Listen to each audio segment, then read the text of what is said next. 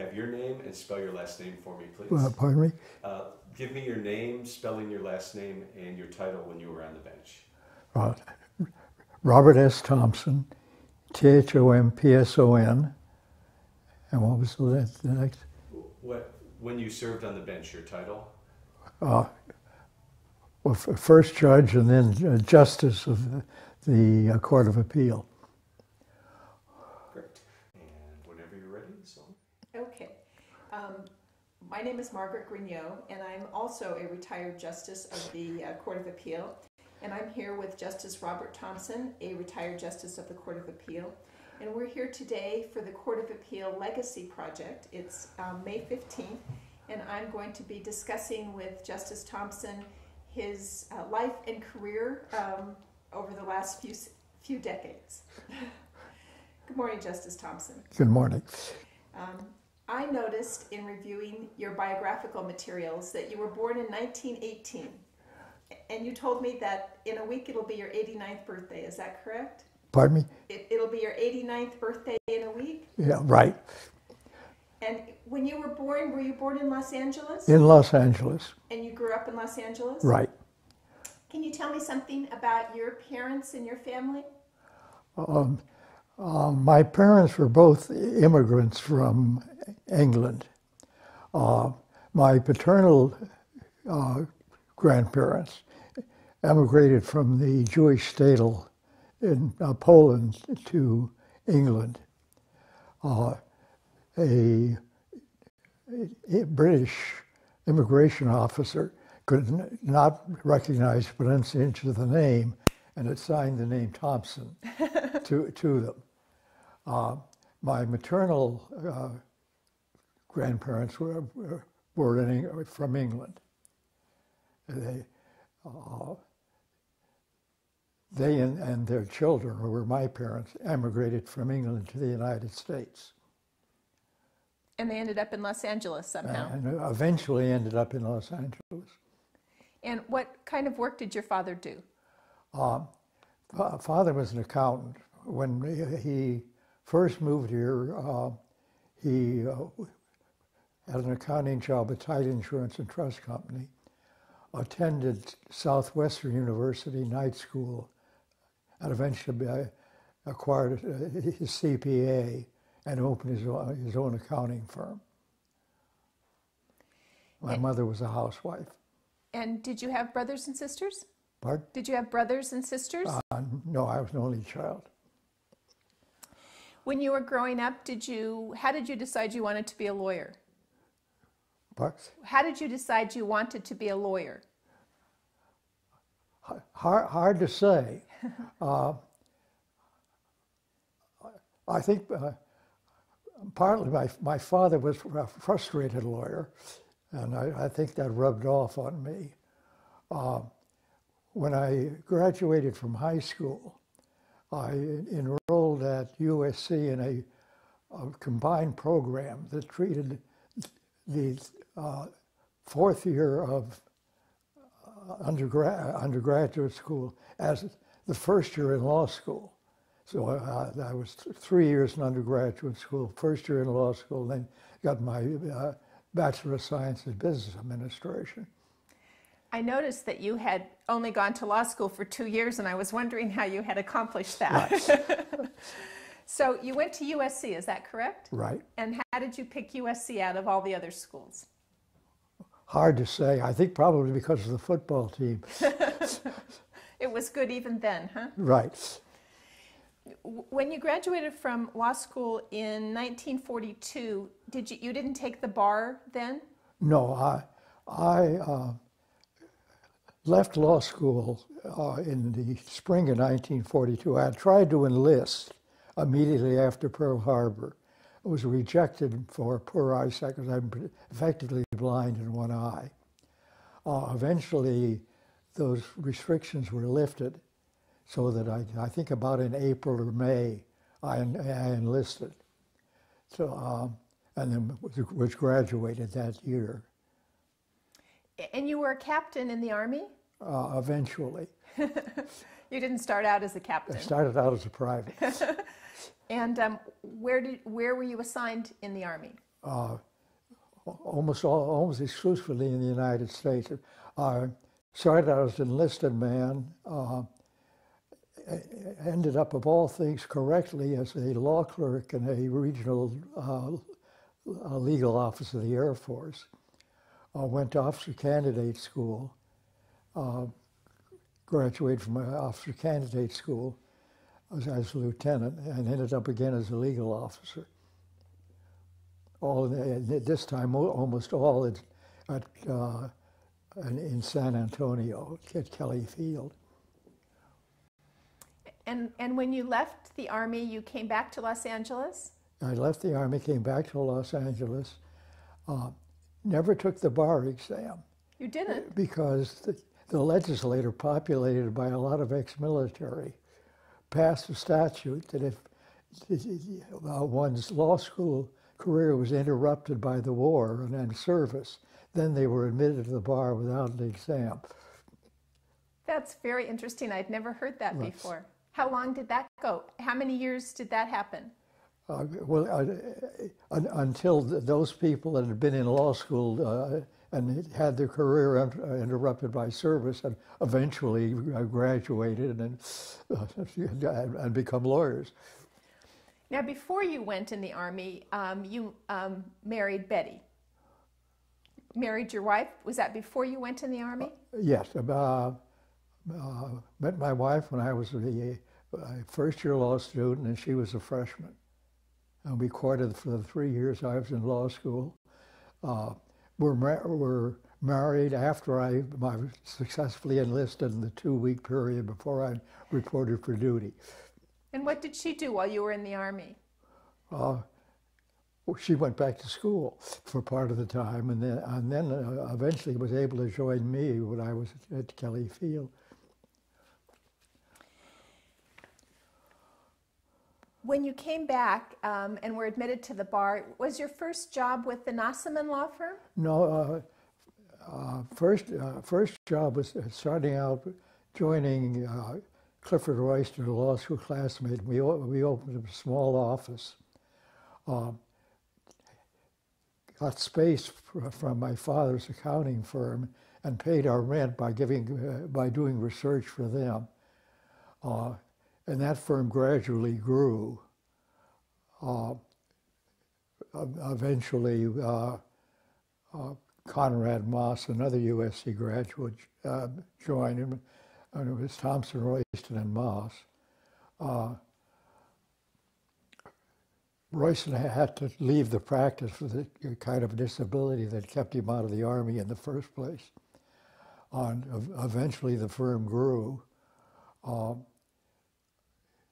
Took a young associate, ex-first-year associate from Melvin and Mars named Dick Reardon.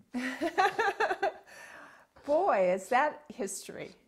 Dick Reardon.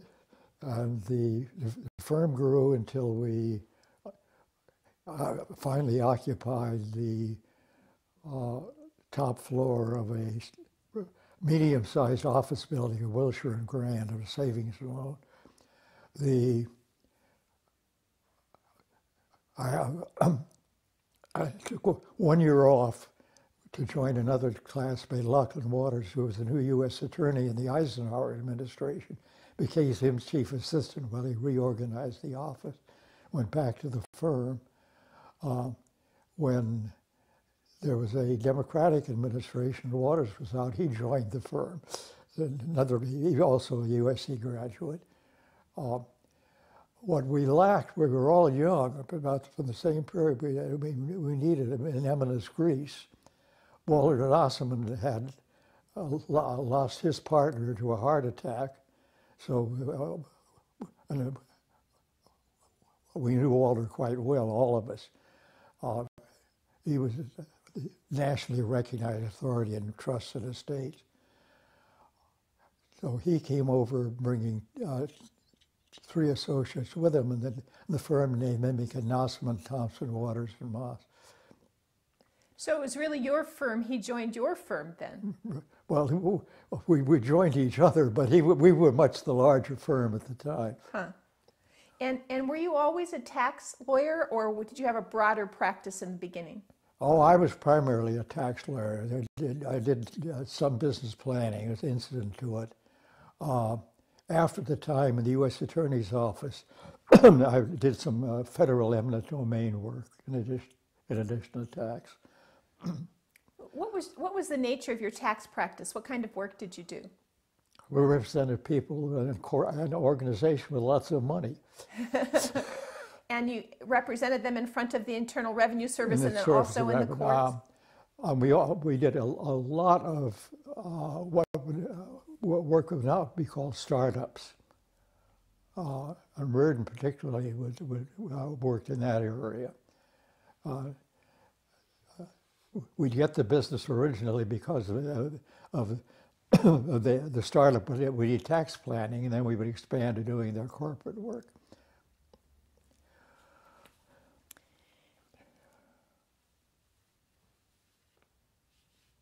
And you were with the Nossaman firm then from approximately, your own firm and the Nossaman firm from approximately 1942 until about 1963, or 1946 till about 1963? I'm trying to think. When was I first appointed to the bench? Municorp, 1965. I would have been with the exception of the year off with the U.S. Attorney's Office. I would have been with that firm until I was appointed to the bench. Okay, so around 65 then. Right. So tell me about deciding to go on the bench and what that process was like. Well, by that time the firm was large. I was doing a lot of firm administration rather than practicing law. Felt the need for a change. Decided I would become a judge. And had you been active in Republican politics? Yes, but Locke Waters, who I'd mentioned, was Republican state chairman, and through him I became active in Republican politics. Was chairman of the Republican Speakers Bureau in the first Eisenhower campaign. Well, you were appointed by Pat Brown, so how did that work? Well, before we moved to our larger quarters, we were in the Title Insurance and Trust Company building in Los Angeles. Melvin and Myers occupied the top 3 floors, and there was a young lawyer that firm named Warren Christopher. By reason of proximity, became friends. When I decided I might want to be a judge, I talked to Chris, who was very active in Democratic politics, and with Pat Brown. Chris recommended me, and I had a call from the governor's office. Interesting call. It goes something like this. Bob, who I never met the governor, Bob. This is Pat Brown. Ron Christopher tells me you'd like to be a judge. I hope you'll take it because I've been criticized for not following Earl Warren's practice of appointing judges of the opposite party and for appointing too many Jews. So I told him, you're half right. I'm Republican, but I'm Jewish. And his response was, well, hell with your name, who'll know? and I was appointed. Appointed with a promise of being elevated in a year. I knew from rumors and from Chris that Brown suffered frequent amnesia with respect to those promises. So I immediately called a friend and a client named Al Hart, ex-bootlegger, ex-liquor magnate, now banker, who was very active in Pat Brown's campaigns and provided no end of financing and reminded him of the promise. Year went by, no elevation. So I called my friend, Al Hart, and 2 days after I called Hart, I got a call from Pat Brown saying, "I'm elevating you to Superior Court. Now get Al Hart off my back." So you were just on the municipal court for a little more than a year? A little more than a year. And what kind of cases did you have while you were Oh, on I the was mini court? relegated to traffic court most of the time. You were glad to get away from there. Oh, I actually enjoyed traffic court. It was I was originally in what was called the Traffic Arraignment Court, which handled traffic tickets. Nothing serious that could result in a jail term. Was able to read the literature the ABA had published on traffic courts, to do some reorganization, and it was a fun court to be in, but not intellectually challenging. I found that when I was on the municipal court, it gave me a chance to learn how to be a judge in any event. Right, it does. People are in front of you, you learn how to talk to them. Right. And then you went to the Superior Court. Right. And did you sit downtown? Downtown. I spent a very short period of time, as all new judges did in criminal. Was moved into law and motion in what was then a relatively new court, administering something called civil discovery that had never been heard of before. It was a fun court, but in a new area of the law. Was there for a year, and then went into writs and receivers. And those are two interesting kind of courtrooms, not trials. Right. Must have been intellectually challenging. Yeah, well, I enjoyed it. And so you were on the Superior Court for about 2 years before you were elevated? Yeah, the first year in civil discovery, and the second year in writs and receivers. And by this time, there's a change in the governor. Yeah. Reagan's governor now, right? Right. And so, can you explain that process, how you got appointed? I don't know. I don't know how that happened. No special influence with the governor. Had been active in Republican politics but Reagan wasn't particularly attuned to the previous Republican politics. But somehow or other, when the 5 judges were added to the 2nd district, I turned up as one of them. Can you explain that? I noticed in reading your biographical materials that you were appointed to a new position. Can you explain what the court was like before and after your appointment? Well, the 2nd district had 5 divisions, originally of 3 judges each. They were perceived to be overworked. I emphasize perceived. And 1 judge was added to each division. And I had one of those appointments. And you were appointed to Division 1? Division 1. And who were the other 3 justices when you were appointed? Parker Wood, who was presiding judge, Wallard Ford, Mildred Lilly. And during the time that you were on the Court of Appeal, Mildred Lilly was still on Division 1 the whole time, right? Right. That was before she was transferred as PJ to Division 7. Right. And what about Walter Ford? How long was he on? He was there most of the time, but he retired. Pardon me, he was replaced by Roy Gustafson a couple of years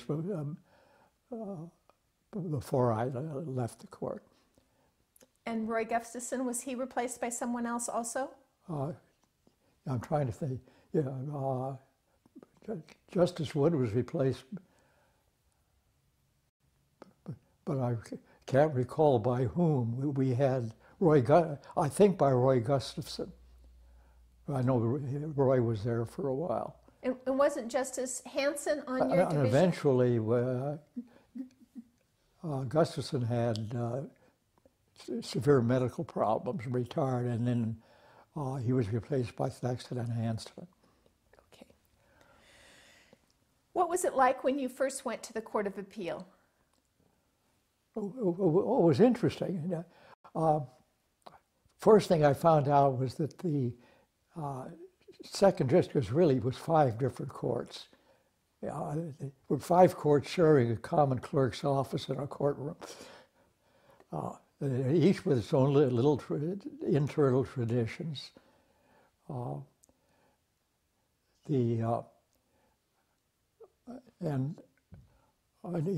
that I didn't know much about what was going on in the rest of the court. I knew that in Division 1, it was not experienced. Parker Wood was the nominal presiding judge, but Walter Fort had really taken over. And Walter had a rule, never reverse a criminal conviction. Huh. But I soon found out that my natural teammate was Mildred Lilly. We could usually get a majority.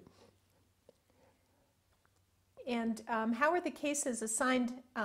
Were they assigned randomly, or they were assigned to a justice to write? Randomly. Walter Ford retained a cowboy hat from his Ventura days. He would place it on Parker Wood's desk. Slips of paper would be put in, each with the name of the case, in 2 separate drawings, one for criminal, one for civil. And the names were pulled out of a hat by individuals, so to get a random assignment. And then the judge whose name was pulled out would be the presumed author of the opinion. Right. And would there be any discussion amongst the justices prior to a draft by the author? There hadn't been, there was almost I was told when I first signed by Walter Forth, we have a tradition of no dissents. But I'm not a believer in tradition. And there were dissents later, although, as I say, it would depend on how they lined up. If it was Fort Wood and me, I'd be the dissenter. If it was Lilly and me and one of the others, they would be the dissenter. I don't think, I am dissent from 1 or 2 of Mildred's opinion, see 1 or 2 of mine, mostly we saw eye to eye. And how many cases did you have every year? What was the workload? Well, I was doing over 100 opinions a year. Both combination? Majority and some dissents. Not that many dissents, but some. You're famous for your writings on law clerks or research attorneys. You want to talk a little bit about your experience with law clerks while you were on the Court of Appeal? Experience with who? Law clerks, research attorneys? Oh. Well, I enjoyed being with law clerks. There was, of course, a brilliant law clerk named Mark Grignon that I enjoyed no end. And another female law clerk,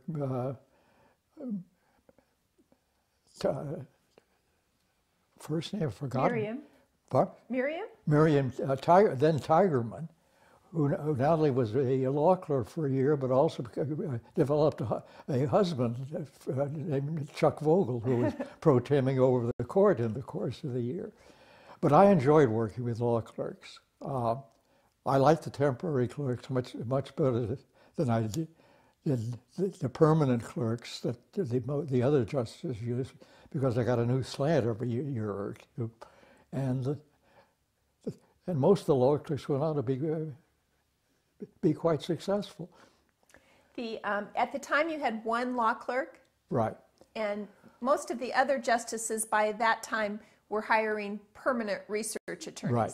But you, throughout the rest of your whole career on the appellate court, used the rotating. Rotating. That's why I got a new slant every year. Some occasional law clerk was there for 2 years, but I was getting a new slant every 1 year for most of them.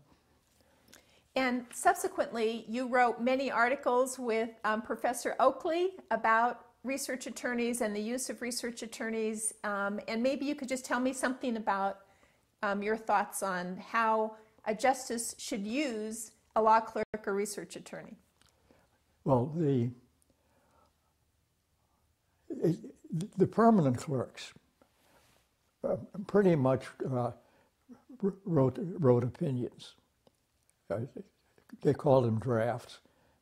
And then the judge would make necessary changes. And the permanent clerks learned or developed an attitude, this is what the judge would want. I tried to, with the temporary clerks, to avoid that and to assign them specific research jobs. Sometimes, if it seemed more efficient, these are the briefs, write it up. But I hope they didn't preconceive this is what I wanted, but they would write what they thought it should be. In the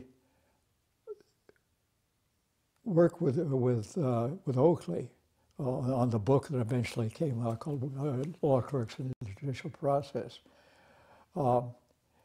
we used an interviewing technique developed by my sociologist wife to a whole series of questions to get some idea of how the judges utilized the clerks, what value the clerks added to the process, and then using anonymous interviewing techniques, just giving judges assigned a random number.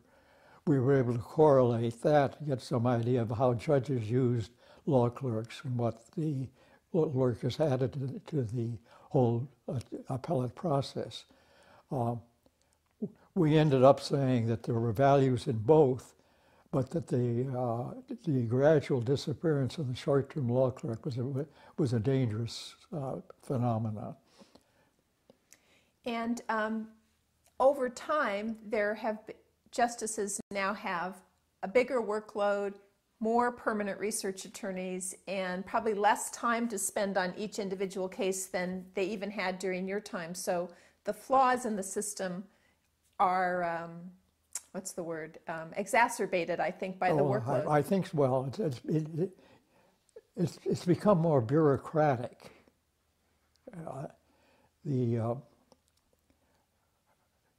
My answer to that developing trend, which I don't think anybody else accepted, was to acknowledge that the bureaucratic method was there and employ what the bureaucracies do, which is to take their equivalent of the law school product, to deliver that to counsel and get counsel's comment on it back to the court before the court, the bureaucracy writes its opinion and makes its ruling. I say I may be the only person in the world that ever thought of doing that. Well, the 4th District Division 3, with their tentative opinions, does something like that. Right, and they're the only the ones that accepted it. Yes, they are, and they are very proud of it, and they think it works very well for them. Right. The other thing that you also talked about and didn't like very much was the central staff concept. Was there a central staff when you were on the Court of Appeal? Well, originally there was a small central staff, but it grew as the time I was there. Never to the extent that it exists now, but it was a growing institution. When I came to the Court of Appeal in 1991, there was a relatively large central staff, very bureaucratic. They did all of the routine criminal cases. Right. In addition, there were a couple that did workers' comp. But some of the new justices, me included, had read some of your work, and we were not very happy with the central staff system. So we disbanded it in Los Angeles and ended up assigning each one of those attorneys to a particular justice. So actually the justices ended up with 3 research attorneys in their chambers, although one was technically a central staff lawyer. And we found that it increased accountability, and was really very helpful to us. I'm glad I had some influence. You did. You had a lot of influence. Right. So, and I don't know, I really don't know in the other districts whether they use central staff as much anymore. The Supreme Court, of course, still uses central staff a lot. Oh, yeah. But at least in the 2nd District, there's no central staff anymore. You mentioned some people that, some very famous people that were involved in your career, Laughlin Waters, Warren Christopher, Dick Reardon. I know that the Huffstettlers were also important in your career, and maybe you could tell me something about your relationship with them. Well, very close to both Seth and Shirley. We did, 2 treks in Nepal, 2 safaris in Africa. We did a lot of weekend hiking, and we socialized a lot. And I an enormous respect for both of them. They're brilliant people. When I retired from the court to join the faculty at the USC Law School, I was off counsel to Seth's firm.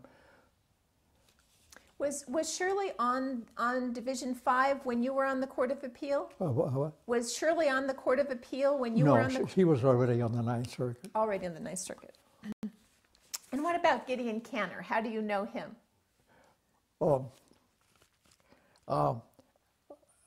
I didn't even know there was a Gideon Canner till I filed an opinion holding against Gideon, and he wrote a petition for review that made me out to be an absolute idiot. It convinced me totally. So I got Gideon on the phone and congratulated him on his petition, and we became close friends.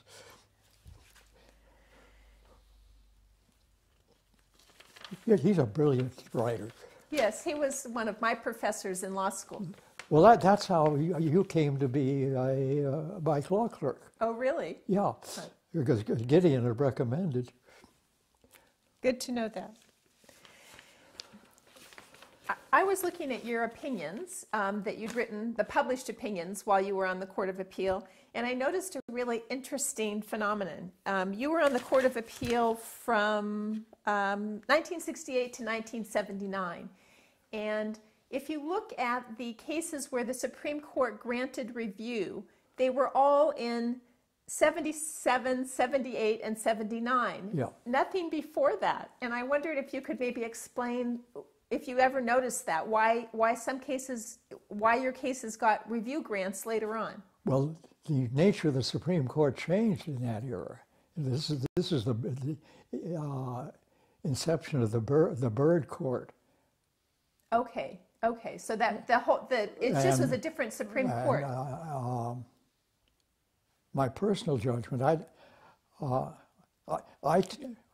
hope that I wrote basically objectively, and I wasn't outcome determinative in writing. In my opinion, the Byrd Court was very much outcome determinative. Well, it must have had something to do with that, because for 10 years you have no review grants, Right. and then all of a sudden you have some. Right. Of the cases that you worked on, I know that American Motorcycle was one of your favorite cases. Right. Would you say that was your favorite case? It was one of the cases. I was writing some opinions to force review, and American Motorcycle was one, because the Supreme Court had gone from contributory negligence to comparative negligence, deliberately avoiding the proposition, what effect did that have on joint and several liability, and expressly in the opinion. American Motorcycle raised the question, and so in the trial court, on a motion to intervene. And so I decided I'd force the Supreme Court's hand. You took the case on a writ. Yes? Right, right, And then the Supreme Court did take the case. right. And there were a couple of others where I knew I was going to get a Supreme Court review, but I thought clarification was necessary. And what about dissents? Were you successful in getting the Supreme Court to grant review in cases where you dissented? I don't think so. I looked at the outline book and I think I saw one or two, but I can't recall many. Yeah, I think there were two of your dissent. Actually, you didn't have, in terms of published dissents and concurring opinions, there weren't that many. Right. But I think two of your dissents ended up in a review grant, but I can't remember if it ultimately went your way or the other way. Right. But I know you worked for many years with Mildred Lilly, and she's no longer here with us, and so I'd appreciate having your memories of her, if you could share them with us. Well, I enjoyed working with her. She changed in the period of time I was on the court somewhat. She'd been subdued by Fort and Wood, and Walter Fort particularly. But with someone who would join with her, she became much more active, much more assertive, and a absolute delight to work with. Her name was being bandied about for the U.S. Supreme Court at some point. Was that while she was your colleague? Yeah. And can you tell us whatever you know about that process? I don't know. Well, Mildred was proposed. I think she had a reasonably good chance.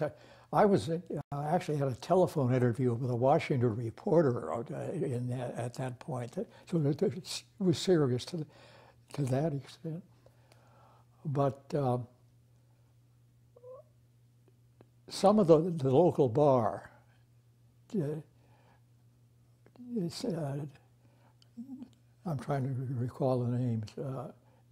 Joe Ball was one of them, and lawyers of that caliber. Simply didn't think that she was qualified to be on the Supreme Court. Were vocal about it, and that resulted in what looked to be a promising possibility disappearing.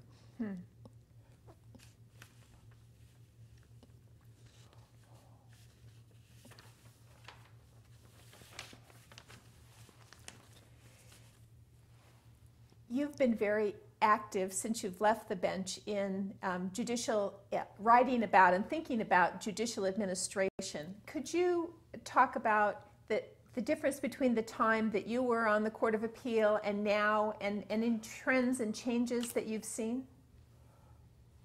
Well, I'm not all that familiar with what's going on now. Now I'm an outsider.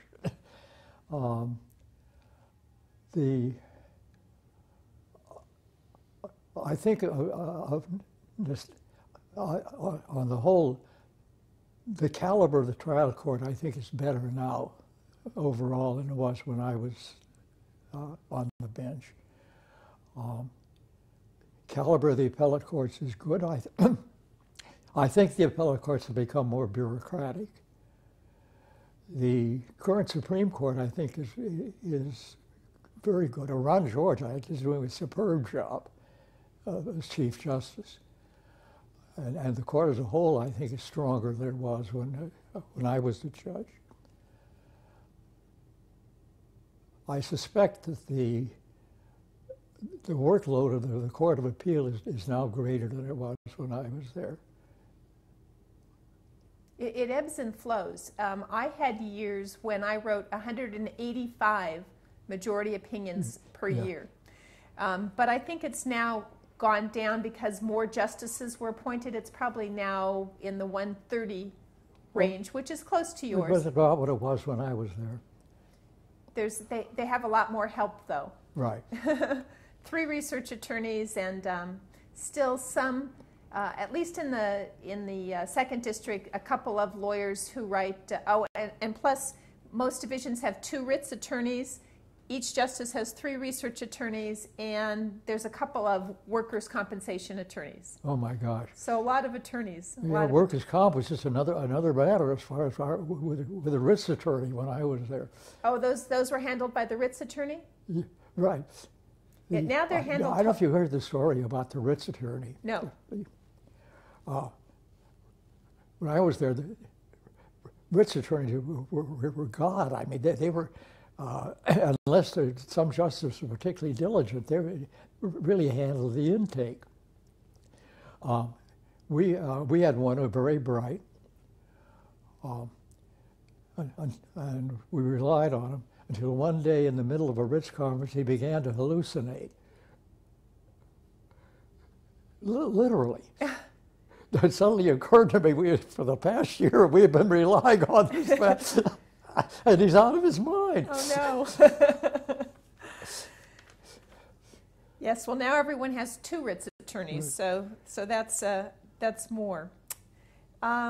Could you talk a little bit about getting consensus and the communication between the justices while you were on the court? In other words, a matter's assigned to a particular justice to write. Did you talk to other justices before you wrote the opinion, or what did you do?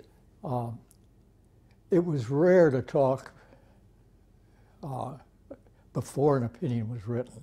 There might be a particular case that would attract attention, but usually it was left to one judge to prepare the opening shot. Incidentally, after I retired, I pro tem'd in San Diego court, and they used the same system. One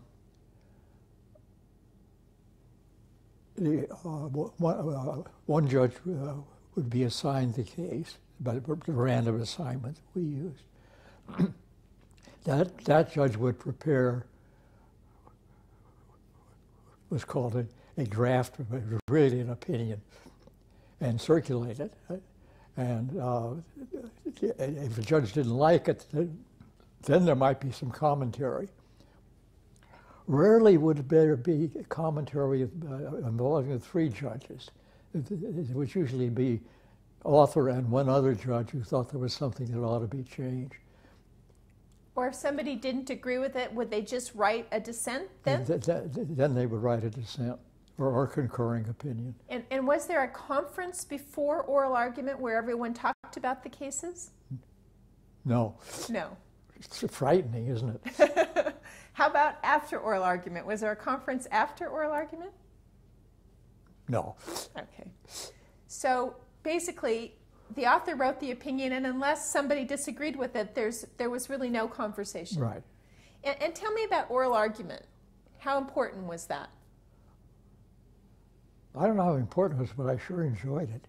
I think that varied with a particular judge. I've had my mind changed in oral arguments several times. I don't know about the other judges. When the cases were circulated, the draft opinions, were they circulated with the whole case, with the briefs? How did the other justices get the cases? Well,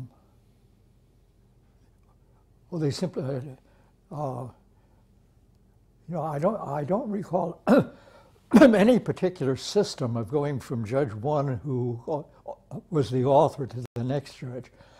I think we did it in seniority, but I'm not sure. And did you give them the doghouse with it, or was it just the briefs? What did the second and the third justice? Oh, the package would go with the draft. Okay, so they had the whole case? Right. And when you got a draft opinion from one of your colleagues, did you, besides reading the briefs, did you read the record? No. Only if there was a question, you might go to the record. If there's a question, I go to the record, but I relied on the briefs. Yes. Well, that was one of the reasons that I was so hepped on tentative opinions going to judges, is that my approach was relied very, very heavily on the briefs of counsel.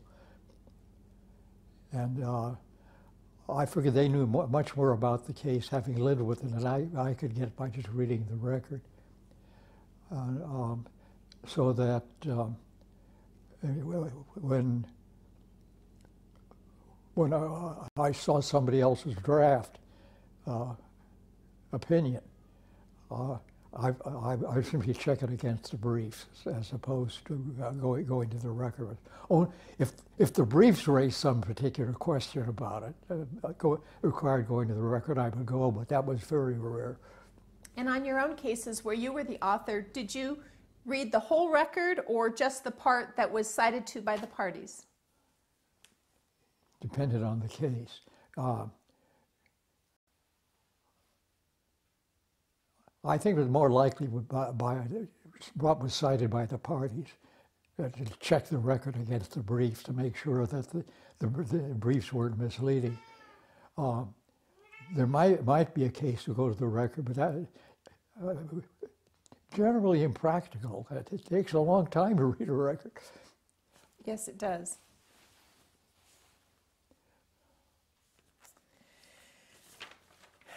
Justice Thompson, you left the Court of Appeal in 1979, and you hadn't been on the bench for 20 years. Why did you leave in 1979?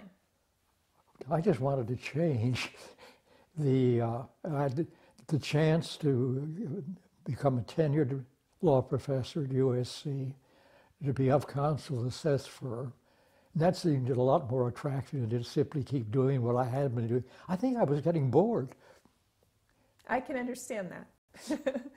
And you went to USC, and what did you teach at USC Law School?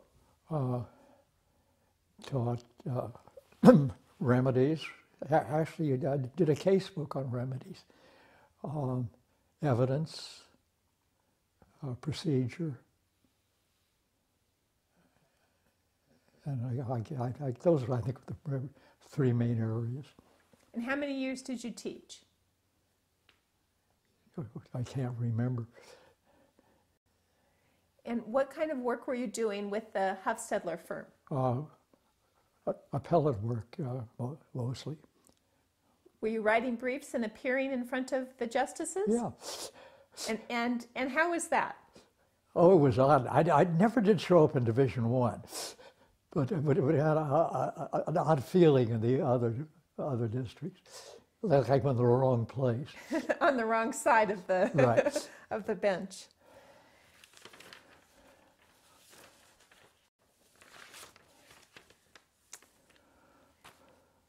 Tell me about your life now. Life? Now. What are you doing now? Getting older.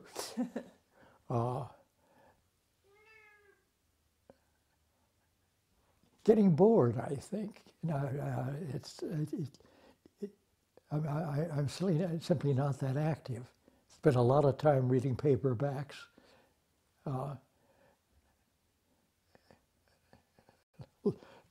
Taking care of that cat that you see behind you. and simply growing old. You have 2 children? Right. Any grandchildren? No grandchildren, sadly. And do your 2 children live near you? No, son Bill is a professor at the University of Utah in Salt Lake. Daughter Elizabeth is a lawyer. She's passed the bar, but she's not practicing. She's public affairs and information director to Planned Parenthood in Northern California. So she lives in Eureka, which by time is much further away than Salt Lake. Yes, it is. Actually, my son went to school, undergraduate at Humboldt. Right. And so I spent many years going up to Eureka, which is impossible to get to. Right. It's a lot farther than anyone thinks. Well, anything else you'd like to talk about? Not that I can think of. Okay. Well, thank you very much. Well, thank you. It's been enjoyable. All right. You have more interviews? No.